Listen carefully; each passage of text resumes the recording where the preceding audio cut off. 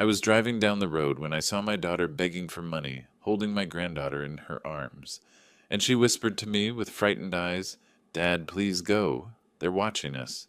That's when I realized her husband and his mother-in-law had orchestrated all of this.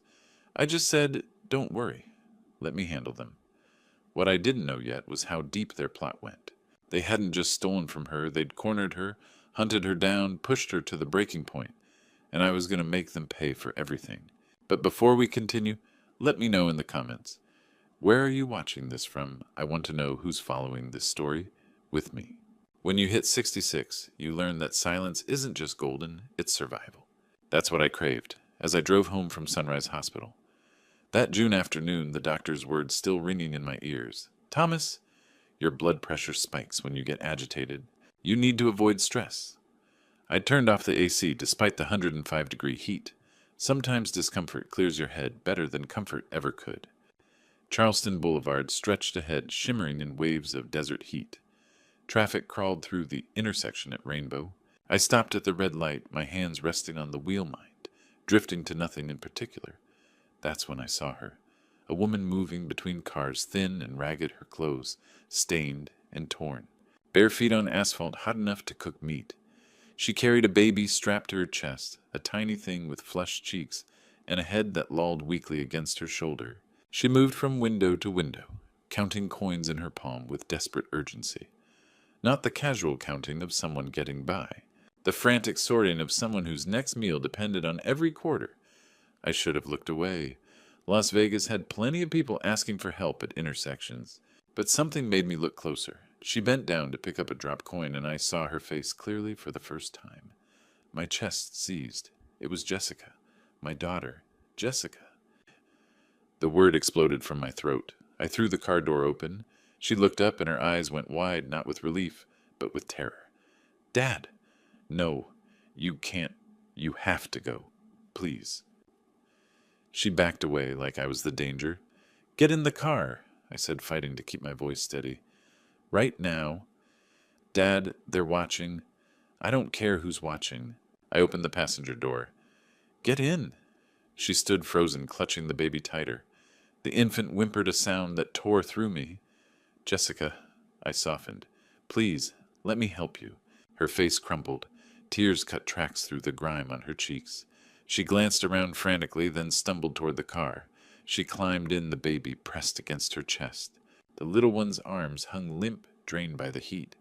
Jessica pulled the door shut and hunched down, trying to disappear into the seat. The light turned green. Cars honked behind me. I ignored them and pulled forward. For several blocks, neither of us spoke. Jessica's shoulders shook with silent sobs.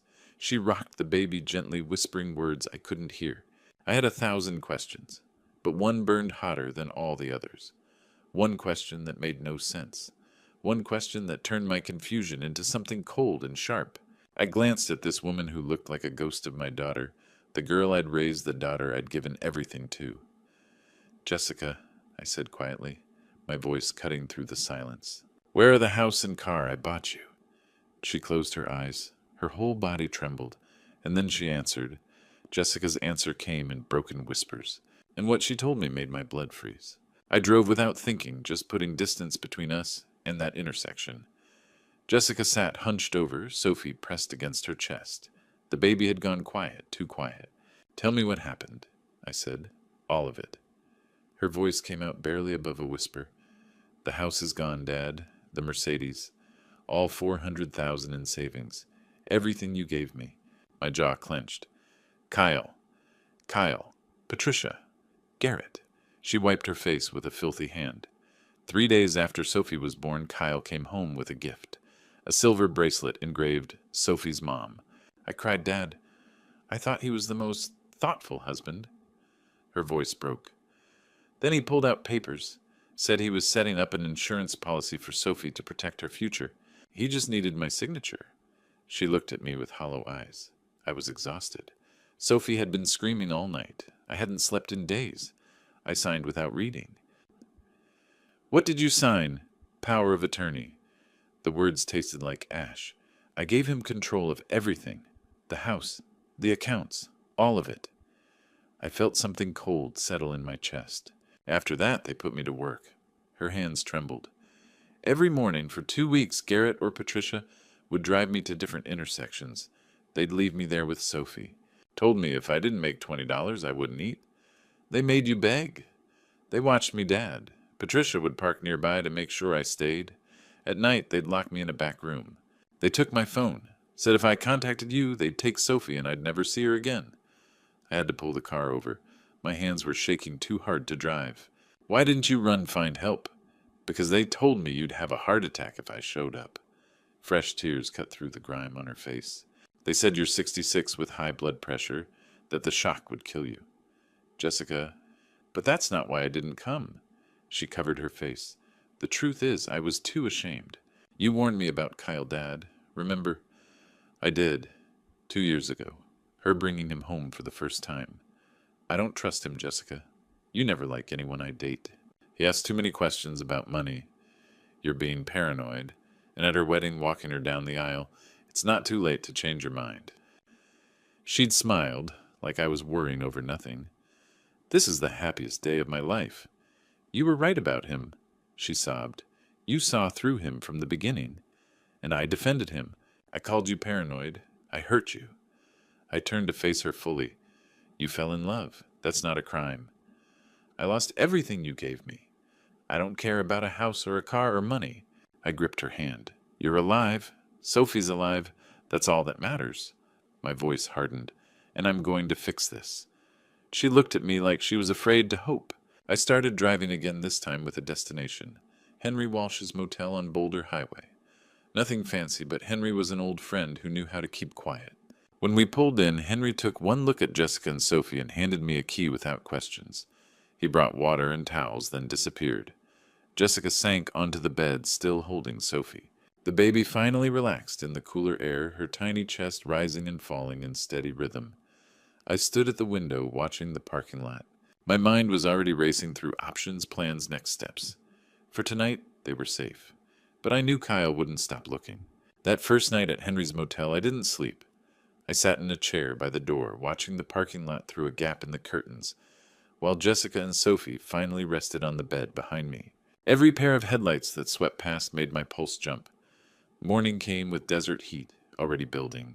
I left Jessica sleeping and drove to a nearby Walmart, buying basics, baby formula diapers, clean clothes, toiletries. When I returned, Jessica was awake, feeding Sophie with a bottle Henry had scrounged up from somewhere. Dad, she said quietly. Thank you. I just nodded. Words felt inadequate. Day 2 passed in careful quiet. Jessica showered for the first time in weeks. I watched Sophie while she slept afterward, the baby finally looking peaceful instead of distressed. The redness had faded from her cheeks.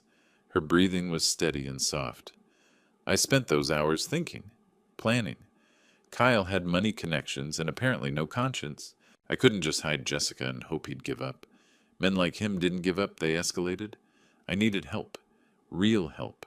A lawyer, maybe a private investigator. People who understood how to fight this kind of fight. But first, I needed to get Jessica somewhere more secure. Day 3 started like the previous one, quiet, almost peaceful. I'd just come back from getting breakfast when the knocking started. 3 sharp raps. Pause. 3 more. Jessica's head snapped up from where she sat with Sophie. Her face went white. Dad? I held up my hand. Stay quiet.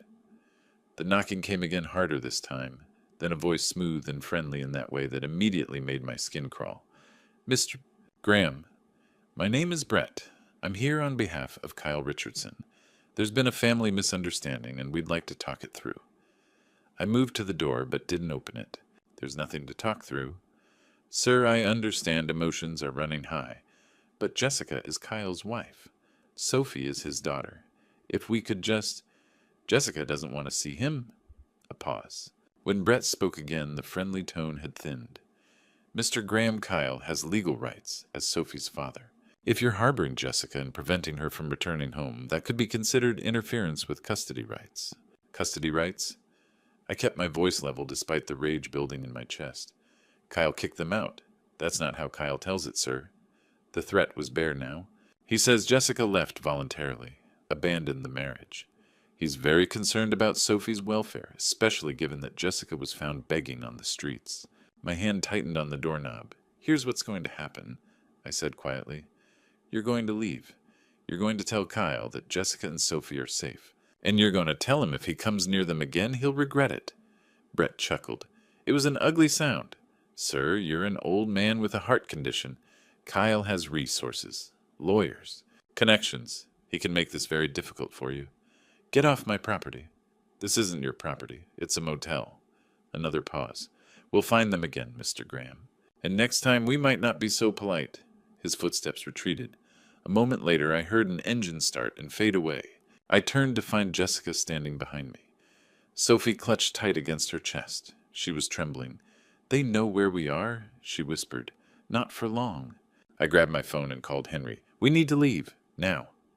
Henry didn't ask questions. Within 15 minutes he had a back exit ready and assured me he'd tell anyone who asked that we'd checked out days ago. As I loaded Jessica and Sophie into the car, my mind was already working through the next steps. Kyle had found us once through luck or connections or sheer persistence. He'd find us again if we just kept running. I needed to stop running and start fighting back, but I couldn't do it alone. If they found us once, they'd find us again. And next time they might bring the police.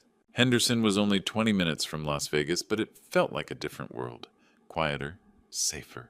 The apartment complex I'd arranged through an old colleague required key card access and had security cameras at every entrance. I walked Jessica and Sophie through the doors, showed her how to double lock it, and made her promise not to open it for anyone but me.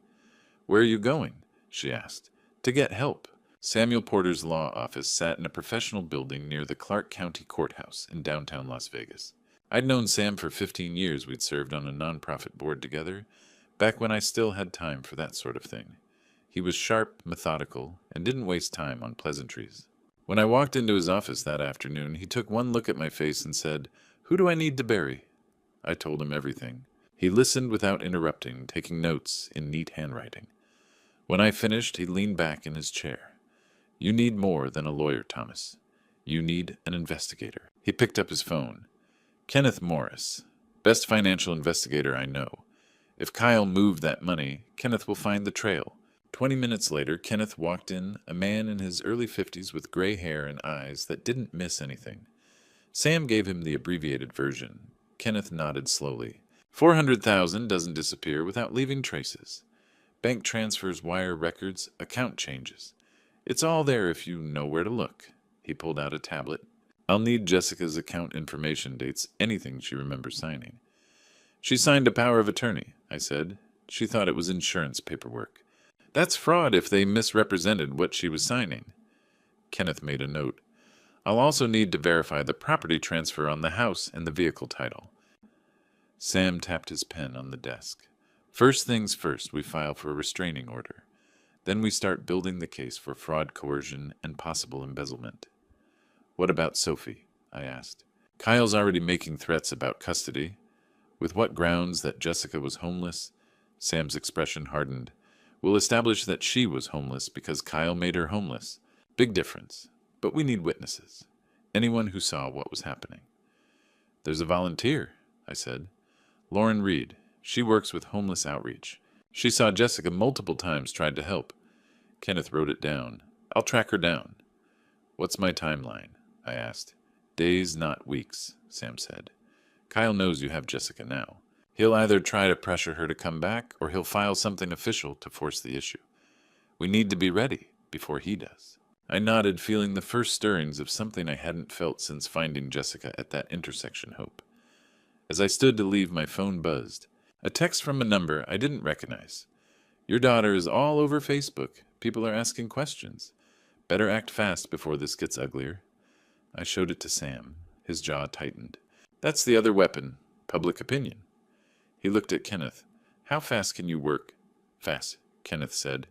"But they've got a head start on the narrative." I walked out of that office with my mind racing. Kyle wasn't just coming after Jessica legally, he was coming after her reputation, making sure that even if we won in court, she'd lose in the eyes of everyone who knew her. As I left Samuel's office, my phone buzzed with a message that made my stomach drop. The message came through just after 8 that evening. I'd been sitting at the small kitchen table in the Henderson apartment, watching Jessica try to coax Sophie into drinking some milk when my phone buzzed against the laminate surface. A link. No message, just a Facebook video from someone I didn't recognize. I tapped it. The clip started shaky, filmed from a car window. I recognized the intersection immediately, Charleston and Rainbow. There was Jessica holding Sophie against her chest, standing in that brutal afternoon heat. The baby was crying. Jessica looked hollowed out, her face blank with exhaustion. Then the caption loaded beneath the video. "This is my wife, Jessica Richardson. She abandoned our family, took our daughter and disappeared. She's mentally unstable and refuses help. If you see her, please contact me. I just want my baby home safe." Posted by Kyle Richardson 2 hours ago. Already over 15,000 views. I felt the floor tilt under me. I scrolled down. The comment section was brutal. Someone wrote, "What kind of mother uses a baby to scam people?" Another said, "She looks like she's on drugs." Someone call CPS. A third, "I saw her yesterday. She's a professional beggar. Don't give her anything." And right near the top, highlighted by Facebook's algorithm, was a comment from Patricia Richardson. "I've tried so hard to help her. She's been like this since Sophie was born.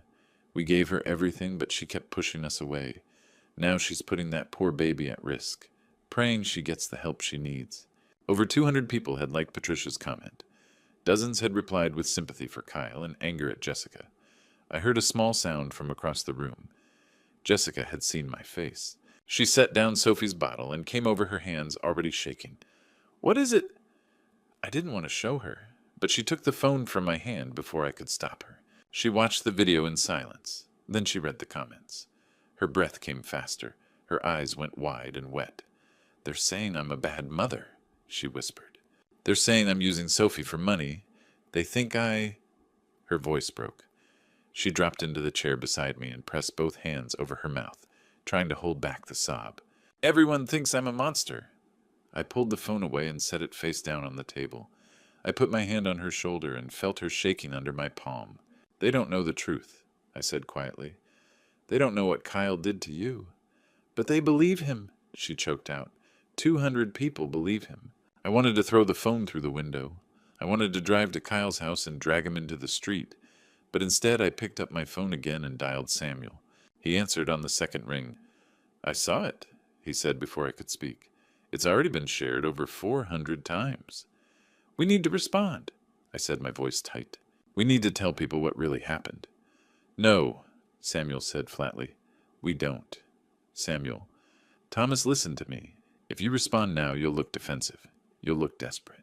Kyle wants you to fight him in public because he knows he can control that narrative. He's got Patricia backing him up. He's got sympathy. Every word he posts, every comment Patricia leaves, it's all evidence. It shows coordination. When we go to court, we'll use every single word against him. But right now, you stay silent. You let the video spread. You let Kyle think he's winning." I clenched my jaw. "So we just let him lie." "We let him dig his own grave," Samuel said. "And when the time is right, we bury him with the truth." I hated it, but I trusted Samuel. "Fine," I said. I hung up and opened my messages. I found Nathan Clark's name, the journalist I'd worked with years ago on a municipal corruption story. I typed 4 words. Not yet, but soon. Jessica had stopped crying. She was staring at the table, her face empty. "Everyone thinks I'm a liar," she said softly. "No," I said. "Everyone thinks they know the story. They don't. But they will." I sat with her until Sophie fell asleep. Then I moved to the chair by the door and stayed there through the night, my phone on my lap, refreshing Kyle's post every hour. 10 p.m. 22,000 views, midnight 31,000, 3 a.m. 43,000. By morning, the video had 50,000 views, and I knew Kyle's next move wouldn't be online. He'd come in person. The knock came just after 9 that evening. 3 hard raps against the apartment door. Precise. Deliberate. I was on my feet before the second knock finished. Jessica looked up from the couch, her eyes wide with fear. I moved to the door and looked through the peephole. A man stood in the hallway, tall, mid-30s, wearing a crisp button-down shirt. His face was calm, almost bored. "Mr. Graham," he said, his voice cold and measured, "I'm Garrett Richardson, Kyle's brother. I think we should talk." I didn't open the door. "We have nothing to talk about." "I disagree. You've taken Kyle's daughter. That's kidnapping in Nevada. And you're an old man interfering in a custody matter. That's dangerous. Get away from my door. Garrett smiled through the peephole, a thin, joyless expression. You've had heart problems, haven't you, Mr. Graham? Stressful situations can be very hard on a man your age. Heart attacks still happen all the time, even to men who think they're being careful. My hand tightened on the doorframe. You should think about your health, because if something happened to you, Jessica would be all alone again, and Sophie would end up right back where she belongs. He straightened his collar. Have a good evening, Mr. Graham. Then he walked down the hallway toward the elevator. I stood there, my pulse hammering. Jessica came up behind me. Sophie pressed against her shoulder. Who was that? Kyle's brother, Garrett. I locked the deadbolt and the chain. He was trying to scare us, but my hands were shaking. 30 minutes later, my phone rang. Kenneth Morris. I answered immediately. Tell me you have something. I do. Thomas, you need to sit down for this. I sat. I got into Jessica's financial records, Kenneth said, and I found a life insurance policy Kyle filed 3 days after Sophie was born. $500,000. Beneficiary Kyle Richardson. 100%. The room went very still. He took out life insurance on Jessica, I said slowly. Yes, and there's more. Kenneth's voice was grim. I pulled Patricia's phone records, her GPS data. She was at that intersection every single day for 2 weeks. Charleston and Rainbow. She was watching Jessica beg. And I found text messages between Kyle and Brett. Kyle was paying him $500 a week to keep Jessica on the street, to make sure she stayed visible, to make sure she didn't go to a shelter. My vision narrowed. They were hurting her, I said. Exactly. They wanted Jessica out in the heat, exhausted, hopeless, waiting for her to break down, waiting for an accident, heat stroke, dehydration, or worse. And if she died, Kyle would collect $500,000 on top of everything he already stole. I couldn't speak. Thomas, this wasn't just theft. This was attempted murder by neglect. I looked across the room. Jessica had gotten Sophie to sleep. She was curled up on the couch. Her eyes closed, her face peaceful. She looked so small. Kyle hadn't just taken her house, her car, her money. He'd tried to erase her. I stood and walked to the window, staring out at the lights of Henderson stretching across the desert. Samuel needs to see this.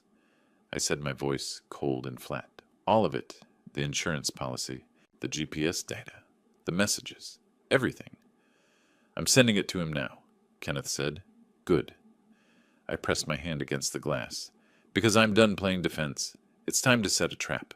I hung up and turned back toward Jessica, sleeping peacefully for the first time in weeks. Kyle didn't just steal from her. He tried to erase her, and now I was going to make him pay for it. I arrived at the Starbucks on West Sahara Avenue at 10:45. Samuel was already there, sitting 3 tables away with a laptop open, looking like any other remote worker. He didn't acknowledge me. I ordered a black coffee and sat near the back, my phone recording in my shirt pocket. At exactly 11 o'clock, Patricia Richardson walked through the door. She wore oversized sunglasses and a white linen blazer. Kyle followed behind her, his hands in his pockets, his expression smug. They sat down across from me without asking. Mr. Graham, Patricia said, pulling off her sunglasses, I'm glad you agreed to meet. I made my voice tired, defeated. I just want to understand what happened. Patricia leaned forward, her tone dripping with false sympathy. Jessica has been struggling for a long time. She's not well. She needs professional help. What about the house I bought her? I asked quietly. The $700,000 house. Where is it now? Patricia didn't hesitate. That's family property now. Jessica signed the paperwork herself. Everything was legal. And the car, the Mercedes? Kyle spoke, his voice smooth. Also family property. The money from Jessica's accounts was used for family business investments. Everything was done properly. $400,000, I said. Gone. Patricia reached across the table and patted my hand. Jessica made her choices. She signed the documents. And now she's using you to try to take back what she gave away. I pulled my hand back slowly. What do you want from me? We want Sophie back where she belongs, Patricia said, her voice hardening, with her father. And you need to stop interfering. Kyle leaned back, arms crossed. You're an old man with health problems. You don't need this stress. Just bring Sophie back. We'll forget this whole thing. I stood up slowly, like my knees hurt. I need to think about this, I said quietly. Patricia smiled. Of course, but not too long. I walked out. Samuel followed 30 seconds later. Did you get it? I asked in the parking lot. He held up his phone. Every word. Patricia admitting the house is family property. Kyle admitting he used the 400,000. All of it. My phone buzzed. A text from Kenneth. Lauren Reed is ready to testify. She has photos of Patricia watching Jessica. And there's one more thing about Garrett. Call me. I looked at Samuel. We have enough. More than enough. It's time to bring them in. I stared back at the Starbucks. Through the window, Patricia and Kyle were laughing about something. They had no idea what was coming. Kenneth's message about Garrett hinted at one final truth, but that would have to wait until we faced Kyle one last time. Kyle Richardson walked into Samuel's office at exactly 2 o'clock on day 11. He wore a tailored suit and an expression of calm confidence. He glanced around at Samuel, Kenneth, and me, then smiled. Gentlemen, he said, sitting down, I'm glad we can finally talk like civilized people. Samuel didn't smile back. He opened his laptop and turned it toward Kyle. We're not here to talk. We're here to show you what we have. He pressed play. Patricia's voice filled the room. That's family property now. Everything was legal. Then Kyle's voice. The money was used for family business investments. Kyle's smile faltered. You recorded us. We did, Samuel said, and that's just the beginning. Kenneth stepped forward and placed documents on the desk. Bank records. $400,000 transferred from Jessica's account 3 days after she signed what she thought was an insurance form. No authorization, just gone. Kyle leaned back. Jessica gave me access. No, Kenneth said. She signed a power of attorney you disguised as life insurance, and your brother Garrett forged her signature 7 times on the house deed. The car title, bank forms, credit applications. That's fraud, forgery, identity theft. Kyle's face went pale. Kenneth pulled out another file. Life insurance policy, $500,000. Filed 3 days after Sophie was born. Beneficiary, Kyle Richardson. 100%. Kyle didn't speak. Patricia's GPS shows she was at Charleston and Rainbow every day for 2 weeks watching Jessica beg. Kenneth continued, and we have texts between you and Brett. You paid him $500 a week to keep Jessica on the street. You weren't just stealing from her, Kyle. You were waiting for her to die. The room went very quiet. Kyle gripped the armrests. You're twisting everything. The insurance was for the family's security. Then why is the beneficiary only you? Samuel asked. Not Sophie, not Jessica. Just you? Kyle opened his mouth, closed it. Samuel slid one more document across the desk. We filed a lawsuit this morning. Civil fraud, theft, conspiracy. We're also referring this to the district attorney for criminal charges. And I've frozen all assets, the house, the car, the accounts. Everything. Kyle stood up fast. We can work this out. I'll return the money. We can settle. Too late for that, Samuel said. I stood up and walked over until I was right in front of Kyle. You tried to erase my daughter, I said quietly. You stole everything I gave her. You forced her to beg in 105-degree heat with a baby. You paid people to watch her suffer. You took out life insurance on her like she was an investment. Kyle took a step back. You're done, I said. Kyle looked around the room one more time, then turned and walked to the door. His hand was shaking when he reached for the handle. He left without another word. Samuel exhaled and turned to me. It's not completely over yet. But Thomas, we just won the most important battle. I looked out the window. Down on the street, Kyle was walking to his car, his shoulders slumped, his confidence shattered. For the first time in 2 weeks, I could breathe. 3 months later, I drove past that same intersection, Charleston and Rainbow. The light turned red, and I stopped. It was October now, 80 degrees bearable after those brutal summer days. The lawsuit had succeeded. The house was returned to Jessica's name. The Mercedes recovered. Most of the $400,000 restored. Samuel had been relentless. Kenneth's evidence was airtight. Kyle and Patricia were under criminal investigation. Fraud, forgery, conspiracy, attempted exploitation. Garrett had been arrested trying to flee to Arizona. He was awaiting trial in county lockup. Brett testified against Kyle for a reduced sentence. He admitted everything, the $500 a week, the surveillance, the instructions to keep Jessica on the street. Nathan Clark published the whole story. It went viral with the truth this time. Las Vegas father exposes son-in-law's plot to steal daughter's life.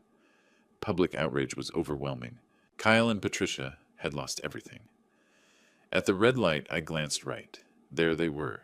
Kyle held a cardboard sign, "Homeless, anything helps." Patricia sat on the curb, hollow and exhausted. Designer clothes gone replaced by stained shirts and worn jeans. I thought about stopping, but I didn't. Kyle's eyes met mine. Recognition flickered, then shame. He looked away. The light turned green. I drove away. Karma works itself out. 20 minutes later, I pulled up to Jessica's apartment in Henderson. Small, clean safe. Hers. She had a remote data entry job. She was rebuilding slowly on her own terms. I knocked. Jessica opened the door, smiling. "Hey, Dad!" Behind her, Sophie came toddling across the room, arms stretched out. 13 months old now, steady on her feet. "Papa!" she babbled. I crouched and caught her. She laughed and patted my cheeks with tiny hands. I picked her up. She wrapped her arms around my neck, giggling. All the exhaustion, anger, fear melted away. This was why I'd fought. Not for revenge, not for money, for this moment, for this child's laughter. Jessica stood beside me, hand on my shoulder. "Thank you, Dad," she said quietly, "for everything, for believing me, for fighting for us." I shook my head. "You don't need to thank me." "Yes, I do. You could have said, 'I told you so.' You could have made me feel worse about my choices. But you didn't. You just fought for me. Like I still mattered. You've always mattered," I said. "You always will." Sophie squirmed, reaching for a stuffed bear on the couch. I set her down. She toddled over, grabbed it, and waved it triumphantly. Jessica watched her daughter with a proud smile. "I'm not going back to that house, Dad, even though it's mine again. I'm going to sell it. Start completely fresh." "Good," I said. "You don't need it. You've got everything you need right here." Her eyes shimmered. "Yeah, I do." Sophie brought the bear to me, offering it with a gap-toothed grin. I took it and made it dance. She clapped her hands and laughed. This moment, right here. Not houses, not cars, not money, this family. Looking back on everything that happened, I realize how close I came to losing my daughter and granddaughter forever. If I hadn't been driving down Charleston Boulevard that afternoon, if I hadn't stopped at that red light, Jessica and Sophie might have disappeared into a system that doesn't always protect the vulnerable. This is one of those true stories that teaches us hard lessons. Don't ignore the warning signs when someone you love is in danger. Don't let pride or the words, "I told you so," stop you from helping family. And most importantly, don't ever assume that legal paperwork means someone has given up their rights willingly. Jessica signed those documents 3 days after giving birth, exhausted and trusting, never knowing she was signing away everything. God put me at that intersection for a reason. I believe that with all my heart. When I pray, I thank God for that red light, for Samuel's knowledge, for Kenneth's diligence. And I thank God that Sophie will grow up knowing she was worth fighting for. These grandpa stories aren't just about old men telling tales. They're about the battles we fight when everyone else has given up. They're about standing between evil and the people we love, even when we're tired, even when we're scared. If you're reading this and thinking about someone in your life who might be in trouble, a daughter, a sister, a friend, don't wait. Don't assume they'll ask for help. Sometimes the people suffering the most are too ashamed to reach out. This true story taught me that family isn't about being right. It's about being there. And if God gives you a chance to save someone, you take it, no matter what. Have you ever had to fight for someone you love? Share your story in the comments below. And if this grandpa's story touched your heart, please subscribe to this channel and share it with someone who needs to hear it. Your support helps us bring more true stories like this to light. God bless you all.